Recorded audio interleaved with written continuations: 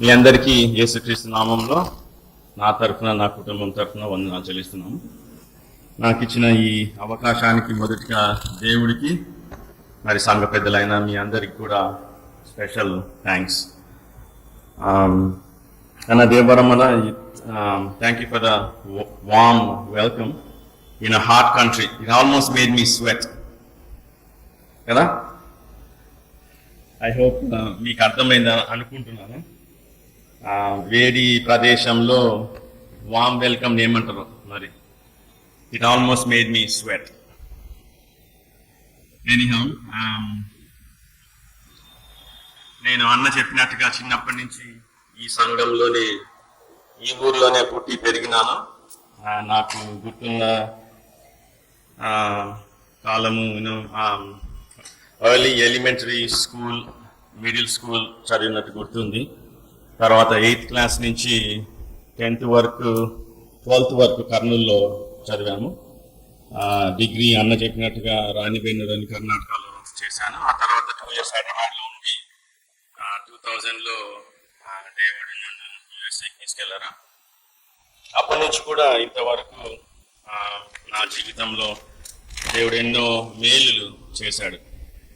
మీతో నేను ఎప్పుడు సాక్ష్యం పంచుకున్నానో లేదో నాకు తెలియదు, కానీ మేబీ దేవుడు తలంపించిన ప్రకారము వాక్యం చెప్పడంలో మధ్యలో maybe I will share few things, నా సాక్ష్యము పంచుకుంటాను కూడా.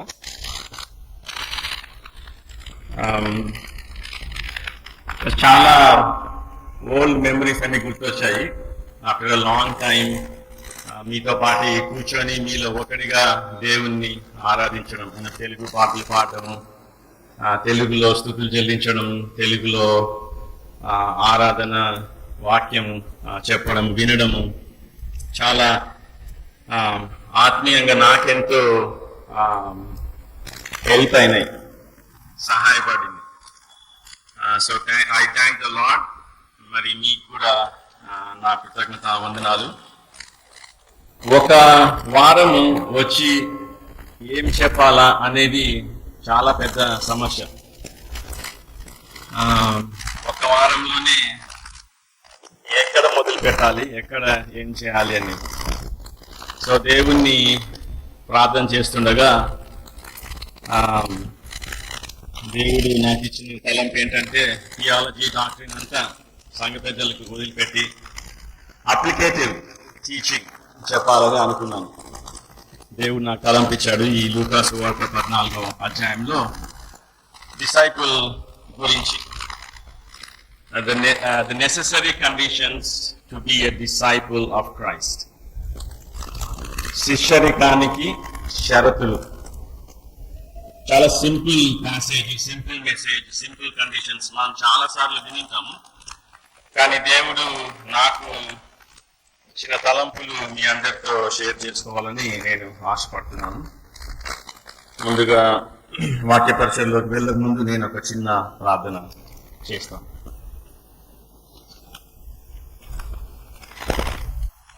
ప్రేమగల మా ప్రియ పరలోకపు తండ్రి, దయగల మా నాయన, మీకు స్తుతులు స్తోత్రం చెల్లించుకుంటున్నాను. ఈ ఉదయకాలంలో ప్రభువా, అనుకున్న రీతిగా మరి మీరు నన్ను, నా కుటుంబాన్ని మీ సంఘంలోనికి, మీ సంఘస్థులలోనికి, మీ బిడ్డల్లోనికి మమ్మల్ని తీసుకొని వచ్చి ప్రభా, మరి వీరితో కూడా సంఘంతో సహా కలిసి మిమ్మల్ని ఆరాధించడానికి మీరు చూపిన కృపను బట్టి మీకు స్తుతులు స్తోత్రం చెల్లించుకుంటున్నాం. మరి నాయన, ఇప్పుడు నిలువబడిన మీ దాసుడు అందరిలో కన్నా చిన్నవాడు, అల్పుడు, అర్హత యోగ్యత లేనివాడు. కేవలము నాయన మీ ఆత్మకార్యము జరుగుట వలననే, మీరు అవకాశము ఇచ్చినందువలననే ప్రభా, మరి నాతో షేర్ చేసిన మీ మాటలు వీరందరికీ కూడా నాయన మరి షేర్ చేసుకోవాలనే నా ఆశను, ఈ భారాన్ని కూడా నాయన మీ యొక్క సన్నిధిలో మీ ముందు తీసుకొని వస్తున్నాం. తెలుగులో మాట్లాడాలంటే కొంచెం కష్టం, భాష రాక కాదు, కానీ ఫ్రీక్వెంట్గా తెలుగులో మాట్లాడను కాబట్టి నాయన అందుకే మీ యొక్క స్పెషల్ దేవా అభిషేకము కొరకు ప్రార్థన చేస్తున్నాం. మెతుకు నా లోటుపాట్లలో కూడా మీరు ఆత్మకార్యం జరిగించి ఆత్మ ద్వారా బలపరిచి మరి ఏదైతే ప్రతి హృదయాన్ని తాకదలిచినారో ప్రభా ఆ మాటలు వారికి వినబడినట్లుగా, ఆ హృదయానికి తగులునట్లుగా, హృదయంలో పని చేయనట్లుగా, మారు మనసు పొందినట్లుగా మీరే ఈ వెదజల్లుతున్న విత్తనాలను మంచి నేల మీద పడేటట్లు నాయనా చేసి 30 60 100 మా అందరి జీవితాల్లో మార్పును తీసుకొచ్చి మీ కార్యాన్ని అందరికీ కనపరుచుకునేలాగిన చూపి నడిపించి మా జీవితాలు మార్చుకోనమని ముందున్న సమయాన్ని మీ యొక్క కృపగల హస్తాలకు అప్పగించుకుంటూ యేసుక్రీస్తు నామంలో అడిగి వేడుకుంటున్నాం మా పేపర్లోకి. ఆమేన్. నేను కొంచెం మైక్ దూరం పెట్టుకుంటాను, నా సౌండ్ నాకే ఎక్కువ వస్తుంది. నాకు but I hope I will get through this. లూకాసు వార్త 14వ అధ్యాయంలో ఈ సెక్షన్ కి ద కాస్ట్ ఆఫ్ డిసైపుల్షిప్ అని ఇంగ్లీష్ లో శిష్యరికానికి పరీక్ష అని చాలా హెడ్డింగ్స్ ఉన్నాయి, కానీ నేను దీనికి టైటిల్ ఇచ్చింది శిష్యరికానికి షరతులు, necessary conditions to be a disciple of Christ. These conditions are necessary, ఇక వేరే ఆప్షన్ లేదు. ఈ కండిషన్స్ కి క్వాలిఫై అయితేనే దేవుని యొక్క శిష్యులంగా పిలువబడతాం, ఆయనను వెంబడించగలుగుతాం. ఇక్కడ ఈ సిచ్యువేషన్ లో ఈ సెక్షన్ బహుజన సమూహములు ఆయనతో వెళ్ళుచున్నప్పుడు అని స్టార్ట్ అయింది. బహుజన సమూహములు ఎందుకు వెంబడిస్తున్నారు అతన్ని? లూకా 4వ అధ్యాయం 37వ వచనంలో ఒకసారి చూస్తే, అంతటా ఆయన గూర్చిన సమాచారము ఆ ప్రాంతములందంతటా వ్యాపించెను. ఆయన గూర్చిన సమాచారము ఏది? ఆ సమాచారము ఆయన గురించి చెప్తారా ఎవరైనా?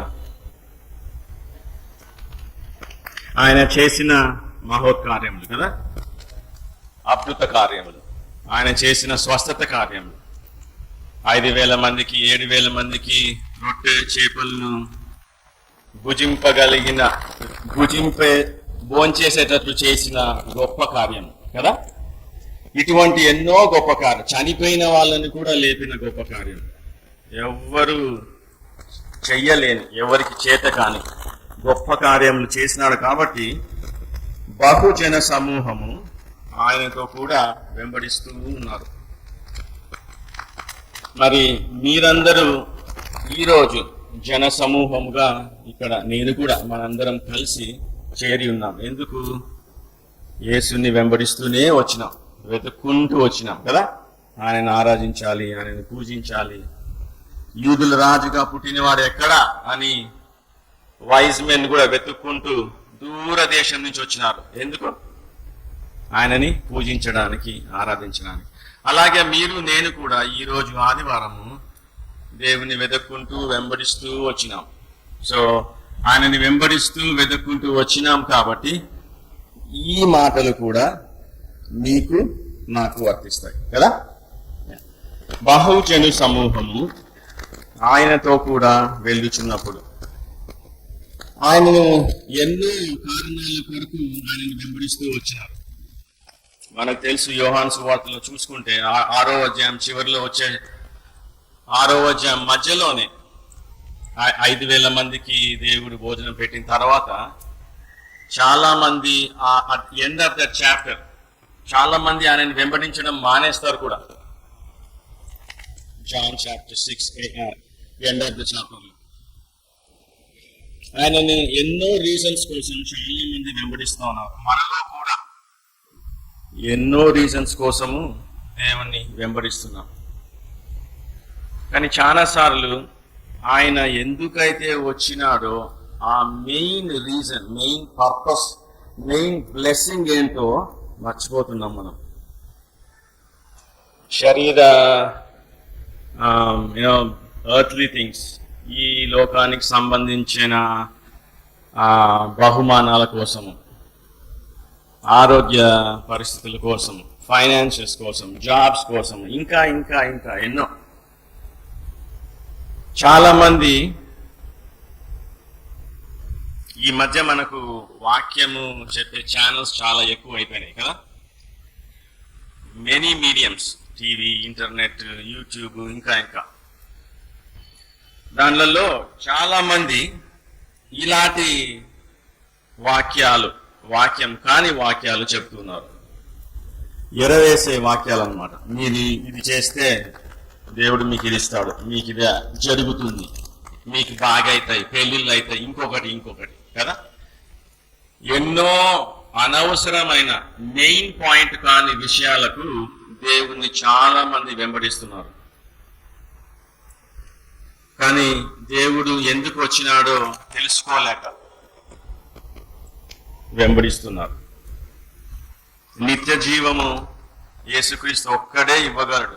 ఆయన ఎన్నోసార్లు చెప్పాడు, ఉపమానాల రీతిగా చెప్పినా కూడా అర్థం చేసుకునే పరిస్థితిలో లేరు, కానీ ఆయనను వెంబడిస్తున్నారు. సో ఈరోజు ఎందుని బట్టి మీరు వెతుక్కుంటూ వెంబడిస్తూ వచ్చినారో నాకైతే తెలియదు, కానీ మీకు తెలుసు, దేవునికి తెలుసు. ఇందాక ఆరాధనలో సహోదరుడు బ్రదర్ జాన్ చాప్టర్ 2లో మెన్షన్ చేశాడు, he knows what is in man's heart. మీ హృదయంలో, నా హృదయంలో ఏముందో, ఎందును బట్టి ఈరోజు ఇక్కడ కూర్చున్నామో దేవుని సన్నిధిలో దేవునికి తెలుసు. అటువంటి మీతో నాతో ఈ మాటలు దేవుడు చెప్తాడు. ఎట్లా? ఆయన వారి తట్టు తిరిగి, ఆయనని వెంబడిస్తున్నారు వెనకల, వారి తట్టు తిరిగి ఈ మాటలు చెప్పాడు. సో మన వైపు కూడా దేవుడు ఈరోజు తిరిగి, మన తట్టు తిరిగి దేవుడు ఈరోజు ఈ వాక్యాల ద్వారా మనల్ని హెచ్చరించబోతున్నాడు అని నేను నమ్ముతున్నాను.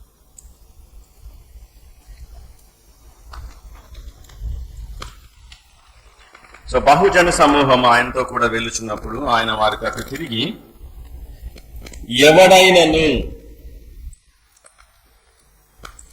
ఆయన పిలిపిస్తున్నట్టుగా ఉంది ఇక్కడ. ఎవరికి పిలుపు? అందరికి. ఎవడైనను అని ఉంది.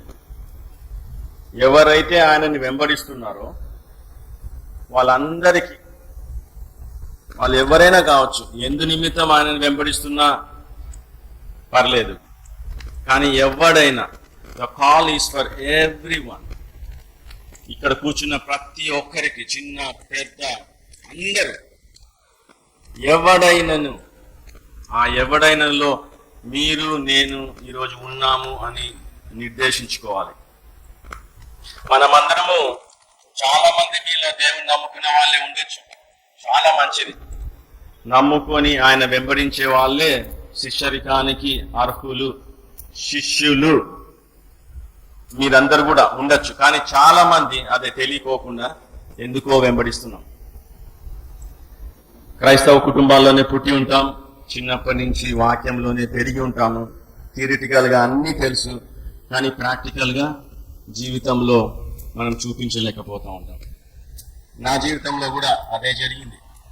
నేను చిన్నప్పటి నుంచి కూడా మా అమ్మ నాన్న వారి బోధనలో పెరిగినాను. ఎక్కడున్నా కూడా వెరీ ఫ్రీక్వెంట్ గా మా డాడీకి ట్రాన్స్ఫర్ అయ్యేది ఎవ్రీ 3 to 5 years ఉద్యోగరీత్యా. సో చాలా ఊర్లు మా పేరెంట్స్ తో పాటు మేము వెళ్లాల్సి వచ్చింది. చాలా డిఫరెంట్ స్కూల్స్. ఫ్రెండ్స్ పెద్దగా ఎక్కువ లేరు, ఒకే చోట ఉంటే లాంగ్ టర్మ్ ఫ్రెండ్స్ అవుతారు కదా. బట్ వాళ్ళ వాక్యము విన్నా, చిన్నప్పటి నుంచి నమ్ముకున్నా, బాప్తిసం తీసుకున్నా కూడా నిజమైన మారు మనసు, యేసుక్రీస్తు రక్షకునిగా తెలుసుకున్నాము, అంగీకరించినాను. కానీ ఆయన నా జీవితానికి ప్రభువు అనేది నాకు చాలా ఏళ్ల తర్వాత అర్థమైంది. కానీ నేను దేవుని వెంబడిస్తూనే ఉన్నాను, అందరికన్నా ఎక్కువగా వెంబడించి ఉంటాను కూడా. ఎందుకంటే మా పేరెంట్స్తో ఇంకా వేరే ఆప్షన్ లేదు కదా. సో అందు విషయమే చెప్తున్నా. పుట్టినా కూడా క్రిస్టియన్ ఫ్యామిలీలో పెరిగినా కూడా, వాక్యం బోధించినా కూడా కొన్నిసార్లు అనుభవపూర్వకము లేకోకుండా బోధించే బోధకులు చాలా మంది ఉన్నారు ఈరోజు. వారందరికి కూడా ఎవడైనను ఈరోజు ఈ కొద్ది మాటలు అందరికీ వర్తిస్తాయి. ఎవరైనా ఎక్కడ కూర్చున్నా కూడా, ఎక్కడ నిలబడినా కూడా, నా యొద్దకు వచ్చి, మనం అందరం దేవుని దగ్గరకు వచ్చినాం, అవునా? ప్రతి ఒక్క పదము మనకు వర్తిస్తానే ఉంది. ఇప్పుడు కండిషన్, ఫస్ట్ కండిషన్ దేవుడు చెప్పేది, తన తండ్రిని, తల్లిని, భార్యను, పిల్లలను, అన్నదమ్ములను, అక్క చెల్లెళ్ళను, తన ప్రాణమును సహా, అక్కడ అందరినీ మెన్షన్ చేసినాడు దేవుడు. మనకు ఎవరెవరితో రిలేషన్షిప్ ఉంటుందో, బంధుత్వం, పుట్టుకతోనైనా, పెళ్లితో అయినా, ఇంకొకరైనా, అన్ని రిలేషన్స్ ఎవరిని మినహాయించలేదు దేవుడు. చివరకు తన ప్రాణమును సహా, దేర్ ఓన్ లైఫ్స్ చెప్తూ ఏమన్నాడు? ద్వేషించకుంటే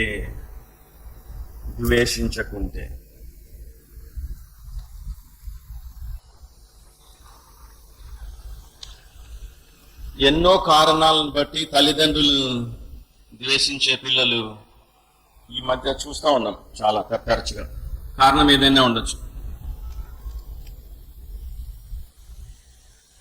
అన్నదమ్ముల మధ్య గొడవతో విడిపోయి ద్వేషించే అన్నదమ్ములు ఉన్నారు.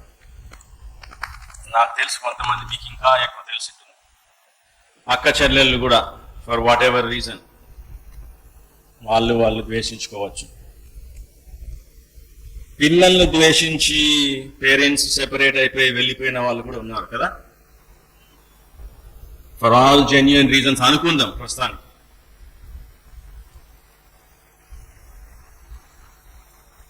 కానీ మనకి మనం ప్రేమించినట్టుగా మనం వేరే వాళ్ళని ప్రేమించాం కదా. ప్రతి ఒక్కటి కూడా నేను, నాది, నాకు. ఫర్ ఎగ్జాంపుల్, మనం ప్రార్థన చేస్తాం దేవునికి. ఏం ప్రార్థన చేస్తున్నాం? నేను, నా కుటుంబము, నా ఇది, నా అది. అవునా? అలా ప్రార్థన చేయడం తప్పు కాదు, తప్పు అని నేను చెప్పడం లేదు. కానీ I just want make the point clear. మనల్ని మనము ప్రేమించినట్టుగా వేరే వాళ్ళను ప్రేమించము కదా. ఒప్పుకోవాలి. మీరు ఆడిబుల్గా చెప్పినా, మీ మనసులో మీరు చెప్పుకున్నా పర్లేదు. కానీ దేవుడు యేసుక్రీస్తు అంటున్నారు ఇక్కడ, అందరినీ ద్వేషించడం అంటే ఏంటి? ప్రతి ఆజ్ఞల్లో ఒక ఆజ్ఞ, మీ తల్లిని తండ్రిని సన్మానింపుము. మరి అటువంటి ఆజ్ఞ చెప్పిన దేవుడు తల్లిని తండ్రిని ద్వేషించమంటున్నాడు అంటే ఎట్లా దీన్ని మనం అర్థం చేసుకోవాలి? మీకు తెలిసి ఉంటుంది ఇదంతా.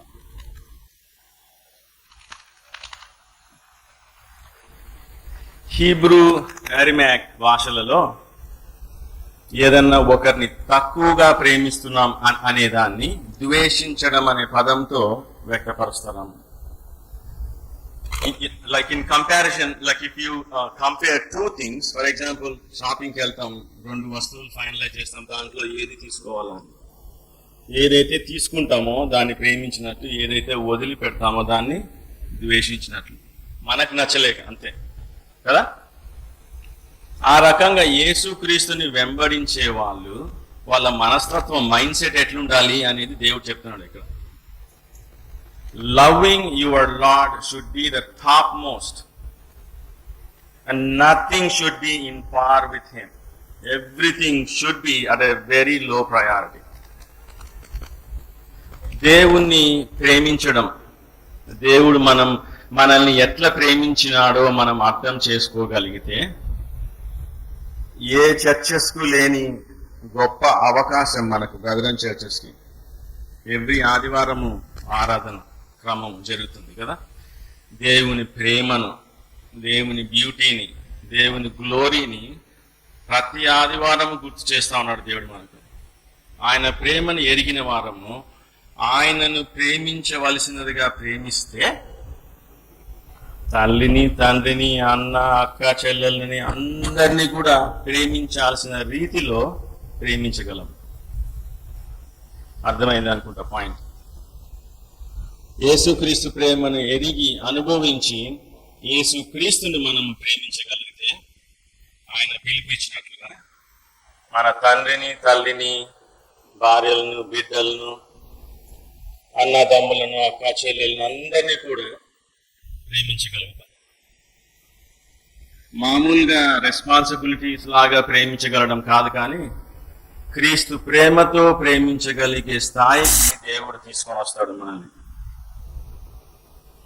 తన మెట్టుకు ఇక్కడ అందరినీ కూడా ద్వేషించాలి అంటున్నాడు.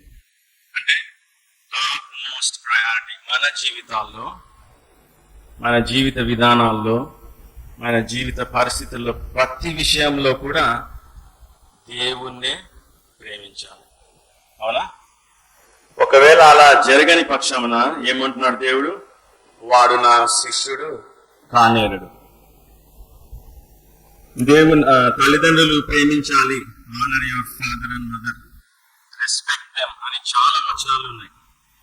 మత్తయి సువార్త 15:4, మత్తయి సువార్త 19:19, మార్కు సువార్త 7:10, 10:19, లూకా 18:20, ఎఫెసీయులకు రాసిన పత్రిక 6:2 లేవియకాండం 19:3 అన్నిట్లో కూడా చెప్పేది ఏంటంటే నీ తండ్రిని, తల్లిని సన్మానింపుము, వారికి భయపడము అని ఉంది. చాలా మంది తల్లిదండ్రులు అంటే భయమే లేదు కదా. నేను కూడా ఒకప్పుడు ఎట్లంటే అట్లా మాట్లాడుతాను. నేనేం పెద్ద మంచోన్ని అని కాదు, కానీ నేను కూడా ఈ తప్పు చేసిన, అమర్యాదగా భయపడకుండా మాట్లాడినాను. అదంతా దేవుడు నా మనసు మార్చినప్పుడు. ఇంజనీరింగ్ ఇక్కడ అయిపోయింది. కర్నూలులో ఉన్నప్పుడు నేను ఇంజనీరింగ్కి పోకముందు బాప్టిజం తీసుకున్నాను. కేసీ కెనాల్లో మొన్న పిల్లలకి వచ్చేటప్పుడు హైదరాబాద్ నుంచి చూపించాను. బాప్టిజం తీసుకున్నాను. ఇంజనీరింగ్ అయిపోయింది. First 4 years.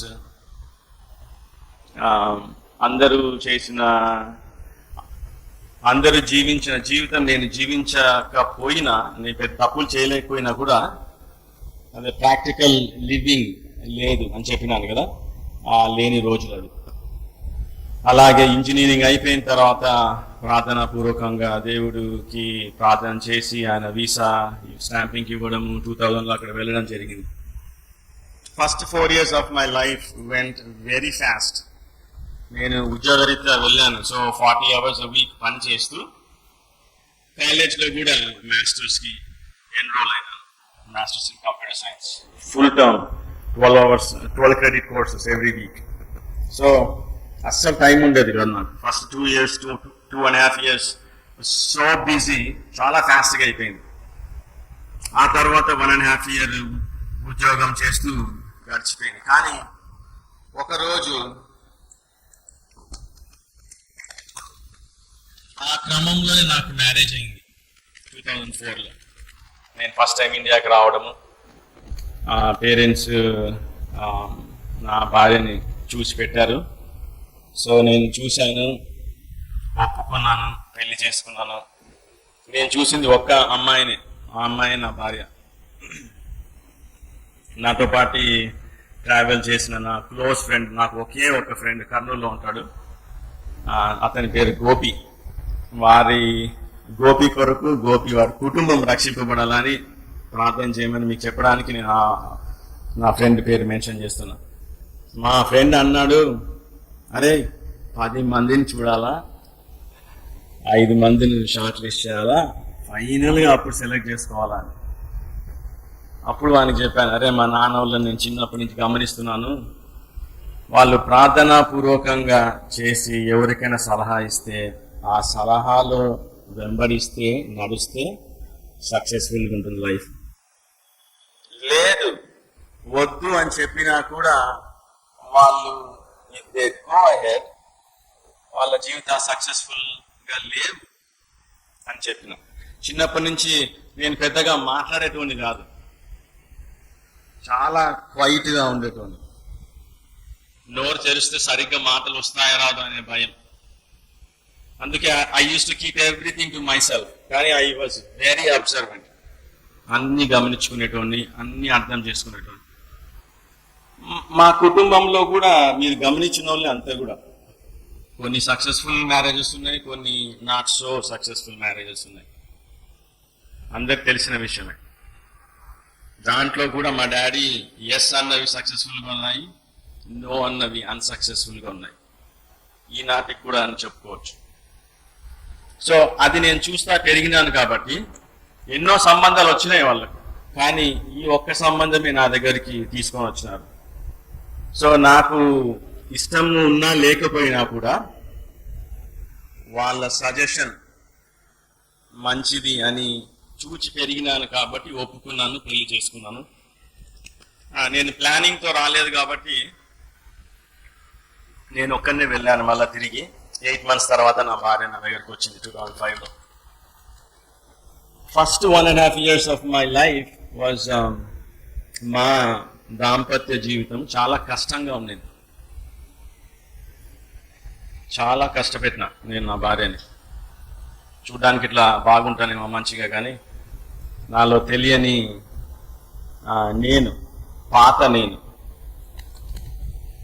నేను ఇవన్నీ ఎంత క్లియర్గా ఎందుకు చెప్తున్నానంటే, దేవుడు చేస్తే కార్యం ఎట్లుంటుందో, ఆ మారు మనసు అనేది ఎట్లుంటుందో మీకు ప్రాక్టికల్గా కనపడుతుంది అని. మీ అందరికి కూడా గ్రేట్ ఎక్స్పీరియన్సెస్ ఉండొచ్చు.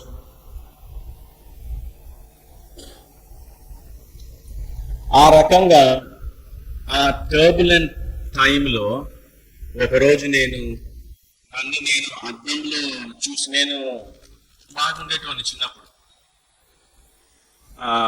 సో దేవుడు నన్ను బాగా చేసినాడు అని ఆ ఆలోచన ఉండేది, కానీ ప్రౌడ్నెస్ లేదు. అందరితో కలిసి మామూలుగానే ఉండేటువంటి, కానీ అటువంటి మొహాన్ని నన్ను నేను ఒకరోజు చూసుకోలేకపోయినాను. ఎందుకంటే నా జీవితం నా ముందు కనపడింది. ఈ హిపోక్రిటికల్ లైఫ్ అంటాం కదా, తెలుగులో నాకు ఇప్పుడు పదం గుర్తురావడంలా, వేషధారణ కలిగిన జీవితం. ఆదివారం చర్చికి వెళ్తాము, ఎందు నిమిత్తము దేవుని నేను కూడా వీళ్ళందరితో పాటు వెంబడించడం. ఆ రోజు నాలో ఆ ఆత్మలో స్ట్రగుల్ స్టార్ట్ కావడము. దేవుడు కొన్ని నెలలు నాతో మాట్లాడినాడు బైబిల్తో. ఆ సమయంలో నేను మా మమ్మీతో మాట్లాడినంత టైము నా జీవితంలో నేను ఎప్పుడు మాట్లాడినట్టు నాకు గుర్తులేదు. Almost every day I use to call her and ask her all kinds of questions. అన్ని సిచ్యువేషన్స్ అన్నీ కూడా అడిగేటవాడిని. బట్ నాకు ఎంతటికి ఆ క్లారిటీ రాలేదు. దేవుడు నన్ను క్షమిస్తాడని తెలుసు, క్షమించలేని పాపము ఏదీ లేదని థియరిటికల్ గా చిన్నప్పటి నుంచి విన్నాను కాబట్టి తెలుసు, బైబిల్ని నమ్ముతాను. కానీ నాకు కన్విక్షన్ రావడానికి దేవుడు నాకు తెలియని మాటతో దేవుడు నాతో మాట్లాడాలా అని రోజు బైబిల్ చదివే అలవాటు ఉంది. సో అలాగే చదువుతా ఉంటే యెషయా గ్రంథం 43వ అధ్యాయము 25వ వచనంతో దేవుడు మాట్లాడాడు. ఒకసారి చదువుకుందాము.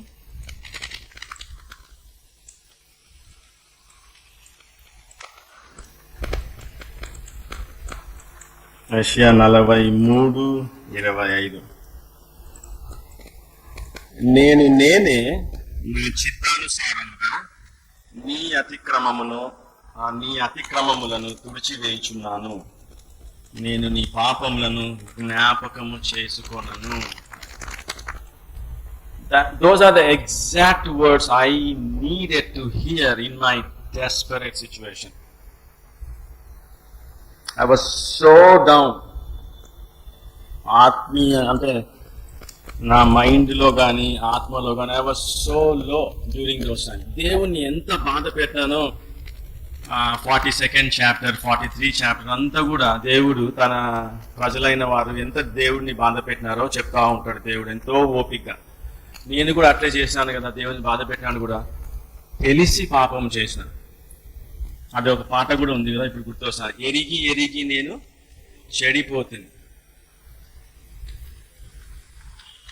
యేసయ్య గాయమును రేపితిని. తెలిసి క్షమాపణ ఉంటుందని తెలుసు కానీ but I wanted God to speak to me through a words that I have never heard or even remembered.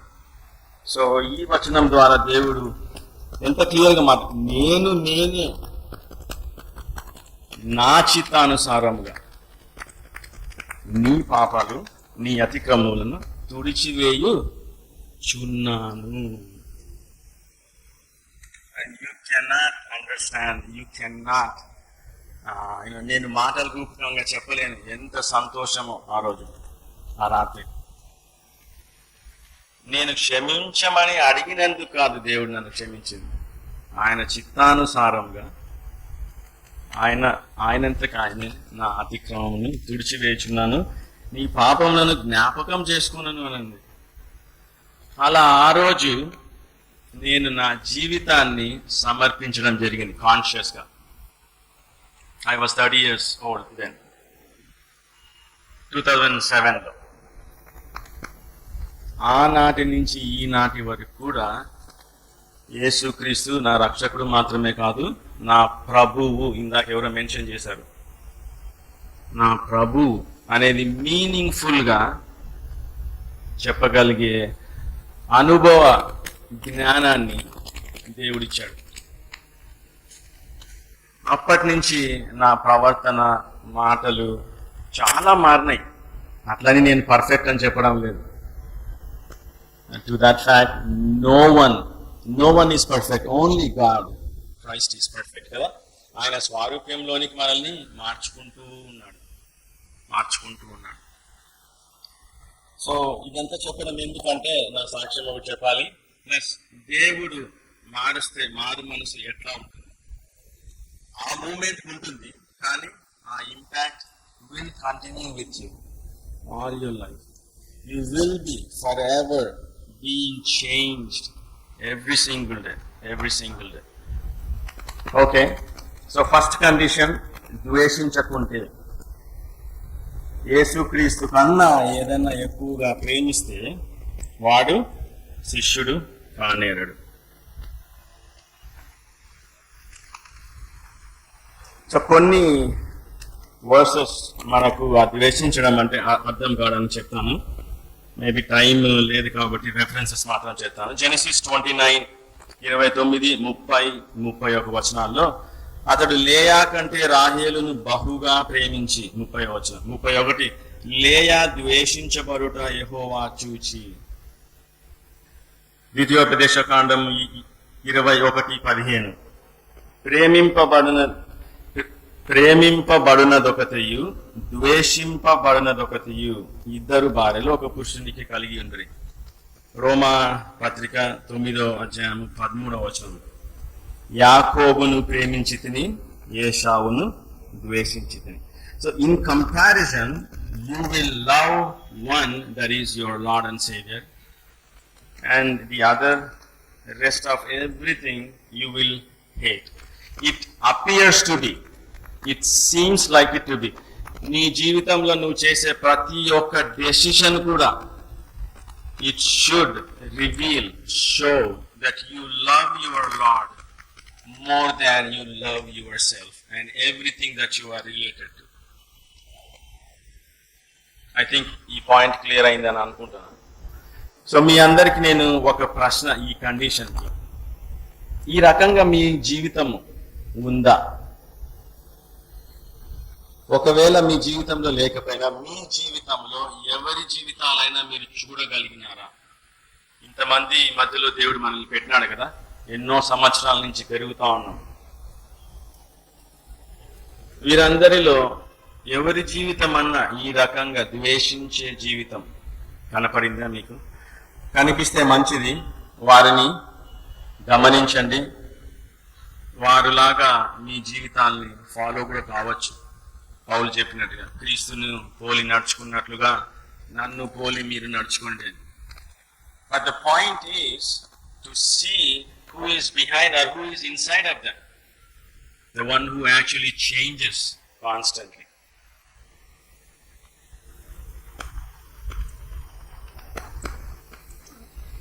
యేసుక్రీస్తు కూడా మానవరీత్యా ఈ లోకంలో జీవించినప్పుడు తన్ని తాను ద్వేషించుకున్నాడు కదా. ఆరాధనలో ఒక మాట చెప్పారు, దైవత్వం వదిలిపెట్టలేదు కానీ దీనత్వాన్ని ధరించుకున్నాడు. తనని తాను ద్వేషించుకున్నాడు దేవుడు. సిలువలో పుట్టినది మొదలుకొని పెరిగే 33.5 సంవత్సరాలు కూడా చనిపోయేంత వరకు కూడా ఆయన ద్వేషించాడు. ఎవరిని ప్రేమించినాడు? యేసుక్రీస్తు తండ్రి అయిన దేవుని కదా. ఆయనని ప్రేమించడం ఆ డిగ్రీతో పోల్చుకుంటే ప్రతి ఒక్కటి కూడా ద్వేషించాడు ఆయన. సో మనకు అది కనిపిస్తూ ఉంది కదా. యేసుక్రీస్తే మన అందరికి మాదిరి. మనుషుల్ని చూసి మనం నేర్చుకోకపోయినా యేసుక్రీస్తుని చూసి నేర్చుకోవాలి. మనం సమస్తాన్ని ద్వేషించుకున్నాడు. ఎవరి కోసము? నీ కోసము, నా కోసం. ఎందుకోసము?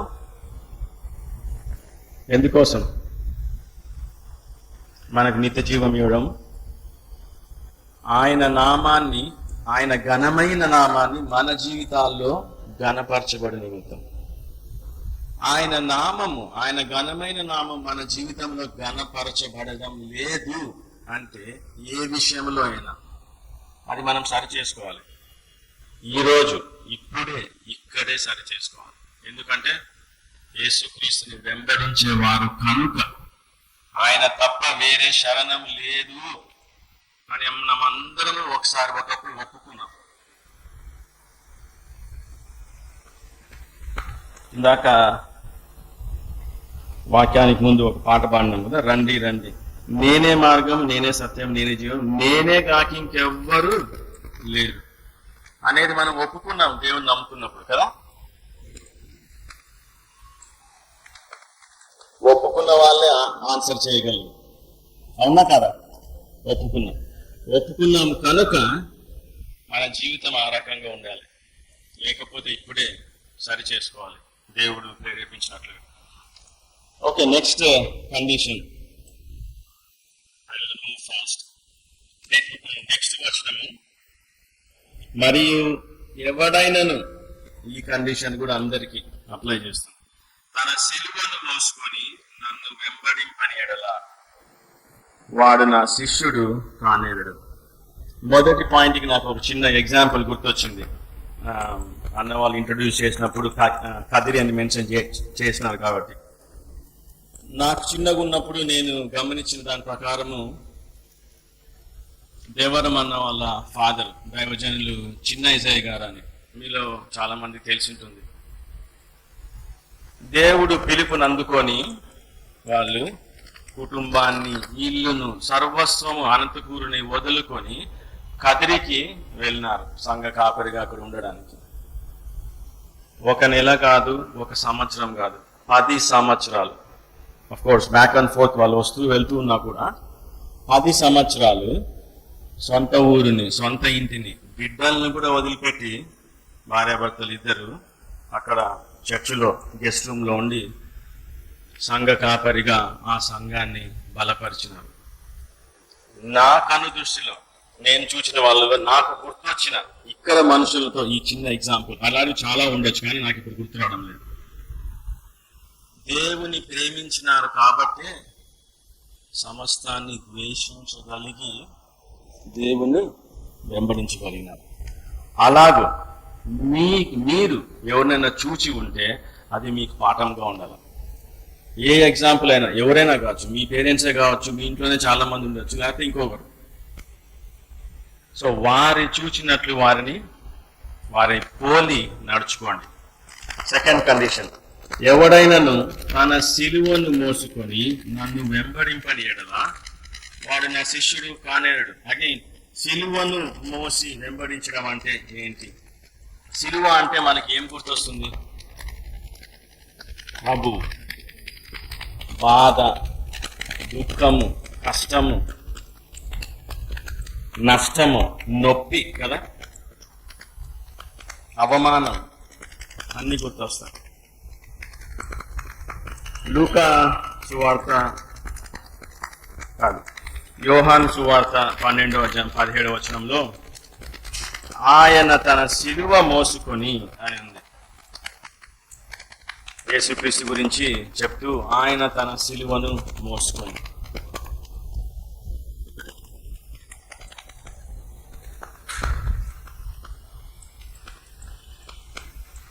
సిలువ మరణము పొందినంతగా అని కూడా ఉంది కదా.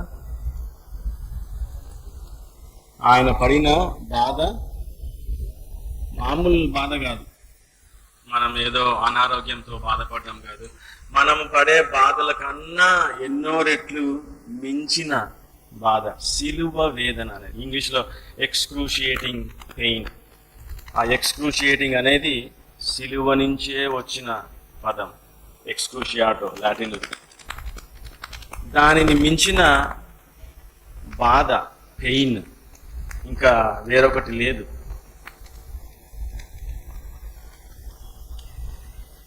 అటువంటి బాధను కూడా భరిస్తూ యేసుక్రీస్తు తన సిలువను తాను మోసుకొని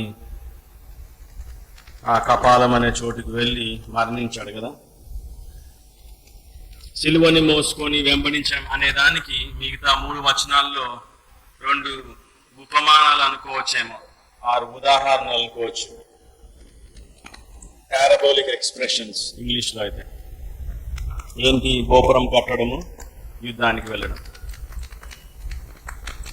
లెక్క చూసుకోకుండా మొదలు పెడితే ఏమైతుంది? నవ్వుల పాలవుతాం కదా.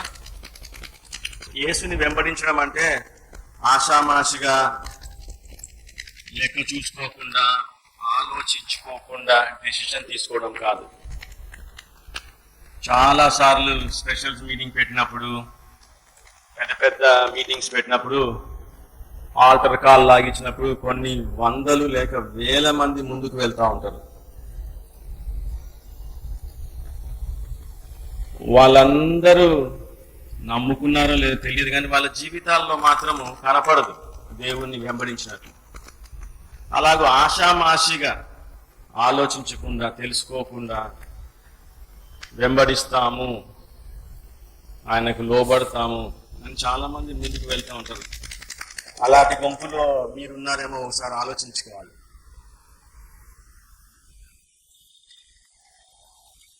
యేసుని వెంబడిస్తున్నాము అని చెప్పే వారు వాళ్ళ జీవితము డిఫరెంట్గా ఉండాలి.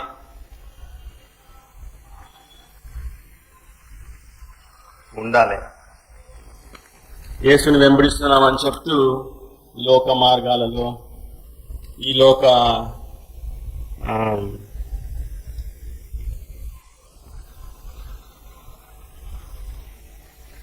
లోక మర్యాద చొప్పున నడుచుకుంటూ ఉండడం.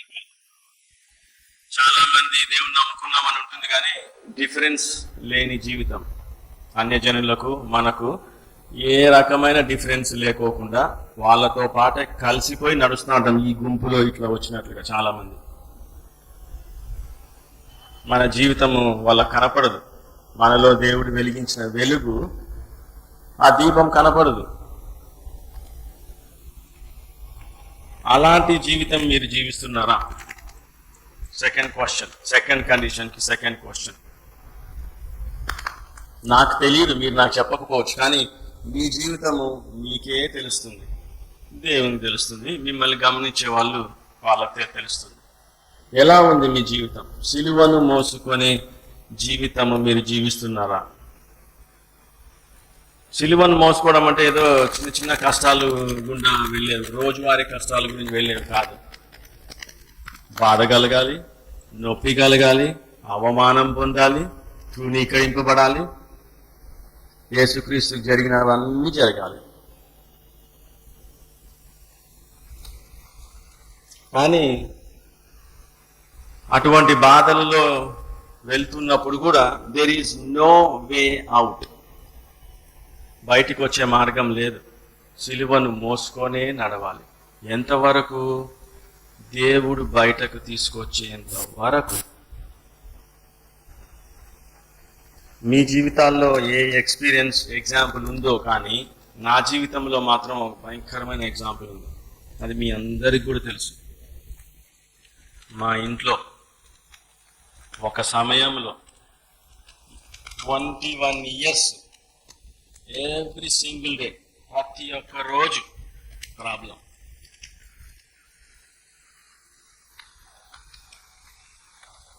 చాలాసార్లు మా పేరెంట్స్ అడిగిన, దేవుని పని చేస్తున్నారు మీరు, మీకే ఎందుకు ఇంత కష్టాలు అని. వాళ్ళ దగ్గర ఆన్సర్ లేదు. ఒకవేళ ఆన్సర్ ఉండి నాకు ఇచ్చినా కూడా అర్థం చేసుకోలేని, ఆత్మీయంగా లోతు అనుభవం లేని రోజులు. కానీ మనకు తెలిసిన విద్య అంతా ఒకటే, ప్రార్థన చేయడం కదా. ప్రార్థన తప్ప వేరేది ఏమి చేయకూడదు మనం. దేవుడు ఇచ్చిన సహాయం తీసుకోవచ్చు, మెడికల్ హెల్ప్ కానీ లేకపోతే ఇంకొకటి కానీ, until we go through that period, however long it may be, ఒక నెల కావచ్చు, ఒక జీవితం కూడా పట్టచ్చు. మా కుటుంబ జీవితంలో 21 years స్ట్రైట్ ఇన్ ఫ్రంట్, ప్రతి నిమిషము సిలువను మోసుకొని నడిచిన జీవితం. నేను కాదు, మా పేరెంట్స్.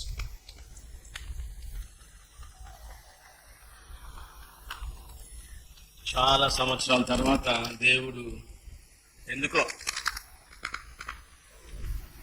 ఆయన చిత్తంలో ఉన్నట్లు టైం అయిపోయింది, మమ్మల్ని బయటికి తీసుకొని వచ్చాడు, జీవితాన్ని మార్చినాడు. తర్వాత నెక్స్ట్ స్టెప్స్ అన్ని జరిగినాయి, దేవుని కొరకు నిలబడినాడు. మీ అందరికీ తెలిసి నేను ఎవరి గురించి మాట్లాడుతున్నాను కదా, నా తమ్ముని గురించి.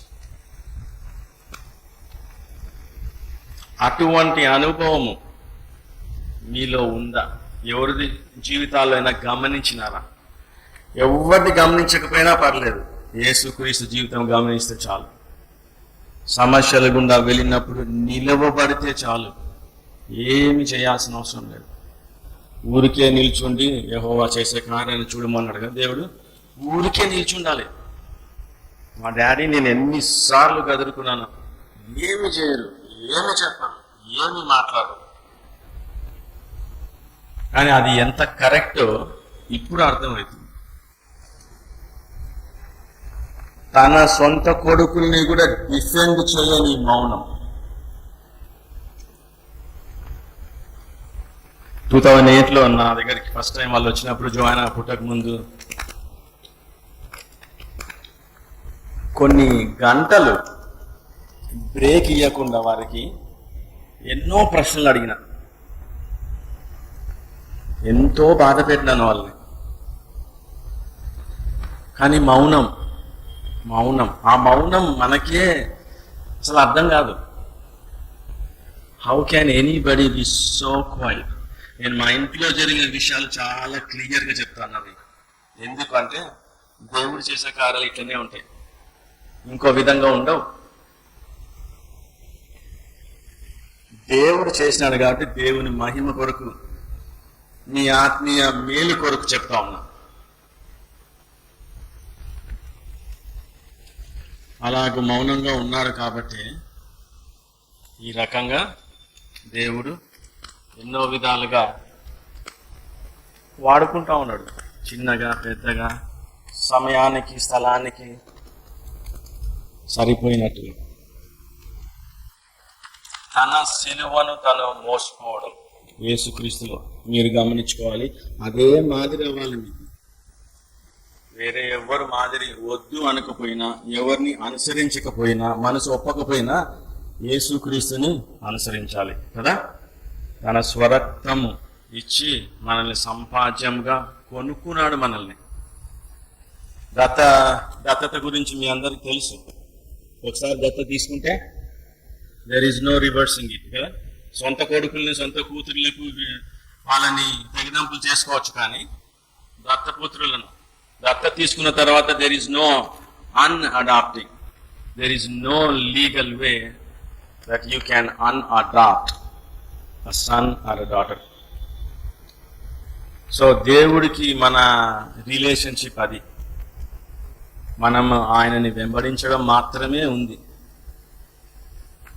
ఇంకా వేరే మార్గం లేదు. సో సిలువను మోసుకొని వెంబడించాలి, అది రెండో కండిషన్. మూడోది 33వ వచనం. ఆ ప్రకారమే మీలో తనకు కలిగినదంతయు విడిచిపెట్టని వాడు. నా శిష్యుడు కానేరడు. అండ్ దిస్ ఈజ్ అల్టిమేట్ కదా, అల్టిమేట్. కలిగినదంతయు కొన్ని రెఫరెన్సెస్ లూకా సువార్త 5:11 ఆయన పిలవడము సమస్తమును విడిచిపెట్టి ఆయనను వెంబడించి. సమస్తాన్ని అంటే ఏంటివి? దేవుడు మనకిచ్చిన ఆశీర్వాదాలు కూడా వదిలిపెట్టే స్టేజ్లో మనం రెడీగా ఉండాలి. ఆయన ఇచ్చిన స్థాయి, ఆయన ఇచ్చిన స్థితి, ఆయన ఇచ్చిన పలుకుబడి, ఆయన ఇచ్చిన డబ్బులు, ఆయన ఇచ్చిన ప్రతి ఒక్కటి. when the time comes, when he calls you, you should leave everything and follow him. And శిష్యునిగా ఎవరైతే వెంబడిస్తున్నారో ఆ జన సమూహంలో నిజమైన శిష్యుడు అన్నీ వదిలిపెట్టి వెంబడించడానికి రెడీ, యాక్చువల్గా వెయిట్ చేస్తూ ఉంటాడు కూడా. నా నంబర్ ఎప్పుడు పిలుస్తాడా దేవుడు? చాలా మందికి ఎన్నో కోరికలు ఉంటాయి కదా, ఆత్మీయ విషయమైన కోరికలు కూడా ఉంటాయి, చాలా మంచివే. కానీ అవన్నీ వదిలిపెట్టుకొని ఎక్కడికో దేవుడు పిలిస్తే మనం వెళ్తామా? వెళ్ళే వాళ్ళని మనం పంపిస్తున్నామా? వాళ్ళకి సపోర్ట్ చేస్తున్నామా? దేవుడు మనకిచ్చిన కంఫర్ట్స్ని తగ్గించుకొని, మనల్ని మనం ద్వేషించుకొని, సిలువ మోయాల్సి వచ్చినా కూడా, కష్టం అనిపించినా కూడా దేవుని సువార్తను ప్రకటించడానికి ఎక్కడెక్కడో ఉన్నారు కదా మన వాళ్ళు చాలామంది. అప్పుడప్పుడు నేను కనుక్కుంటా ఉంటా, ఎంతెంత ఇస్తూ ఉంటారు సేవకులకని. సంవత్సరాలు తడిపడినా కూడా అంతే ఉంటుంది. మనకేమో దేవుడు అన్నీ పెంచుతూ ఉంటాడు. శాలరీస్ పెరుగుతూ ఉంటాయి, అరియర్స్ పెరుగుతూ ఉంటాయి, బోనస్ పెరుగుతూ ఉంటాయి. ఒక్కొక్కరికి 2 ఇళ్ళలో ఉద్యోగం చేస్తూ ఉంటారు. కానీ దేవుడికి కొంచెం ఎక్కువ ఇద్దామనే దగ్గరనే ప్రాబ్లం. మరి అక్కడే మనం ఇవ్వలేనప్పుడు సమస్తం వదిలిపెట్టి ఎట్లా ఆయనను వెంబడిస్తాం? మనం చెక్ చేసుకోవాలి. చాలామంది కూడా చెప్పింటారు ఈ పాయింట్ కూడా, నాకు తెలుసు.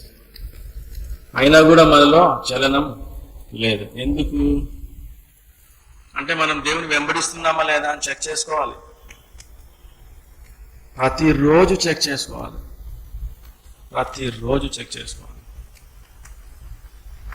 లూకా సువార్త 5:28 కూడా అతడు సమస్తమును విడిచిపెట్టి లేచి ఆయనను వెంబడించును.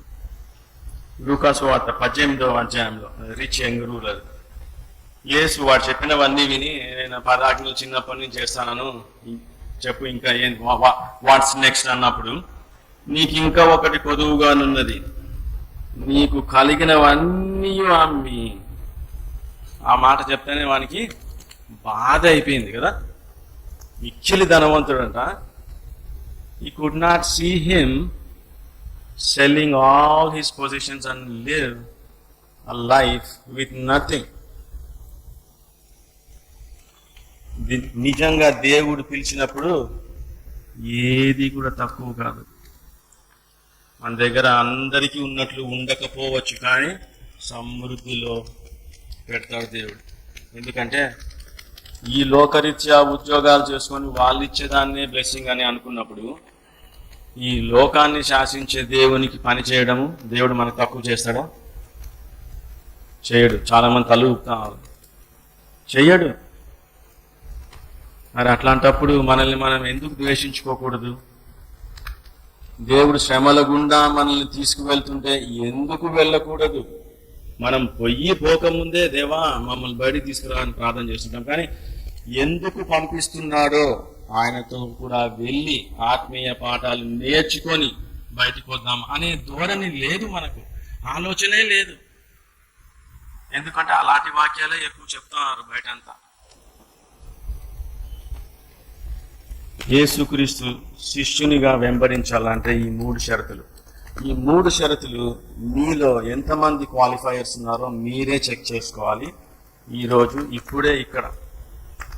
అంటూ చివరిగా, ఉప్పు ఏమైతే నిస్సారమైతే ఎందుకు పనికి రాకుండా తయారవుతాం?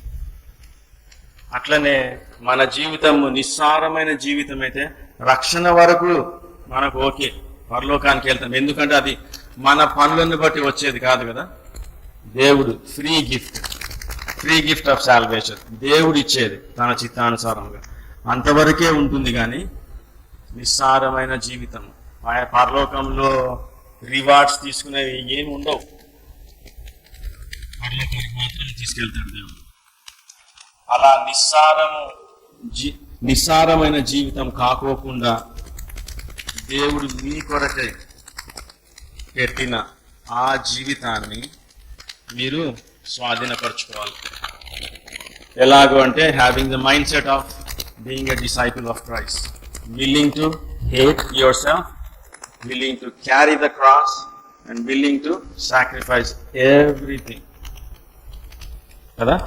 అలాగూ మన జీవితాల్లో దేవుడు కార్యము జరిగించడానికి let us look to the Lord in prayer. కృపగల దేవా, కరుణామయ మీకు స్తోత్రం చెల్లించుకుంటున్నాము.